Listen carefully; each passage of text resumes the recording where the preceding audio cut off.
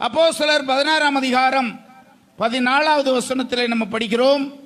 பிலிப்பு பட்டணத்திலே முதலாக பவுலின் மூலமாக இயேசுவை ஏற்றுக்கொண்ட அந்த பெண் லீதியாள் இருக்கிறாள் அல்லவா? லீதியாள் அவள் எந்த ஊரை சேர்ந்தவள்? தியத்திரா ஊரை சேர்ந்தவள் என்று 16-14 நம்ம படிக்கிறோம். இந்த ஊர்க்காரி தான் அந்த அம்மா லீதியாள். அவள் ரத்தாம்பரம் விற்று வந்த ஒரு பெரிய பணக்காரி. இயேசுவை ஏற்றுக்கொண்டு அவள் மூலமாய் அந்த பகுதியிலே சுவிசேஷம் அறிவிக்கப்பட்டதை நாம் படிக்கிறோம். பெர்கமு பட்டணத்திலிருந்து சர்தைக்கு போகிற வழியில் இடையில இருக்கு இந்த ஊர். பெர்கமுலேருந்து சர்தைக்கு போனோம்னா அது போகிற வழியில் இடையில இந்த தியத்திரா என்ற ஊர் இருக்கிறது. இந்த ஊரில் ஒரு சபை இருந்துச்சு. இந்த சபையை குறித்து தான் இந்த பகுதியிலே நம்ம வாசிக்கிறோம்.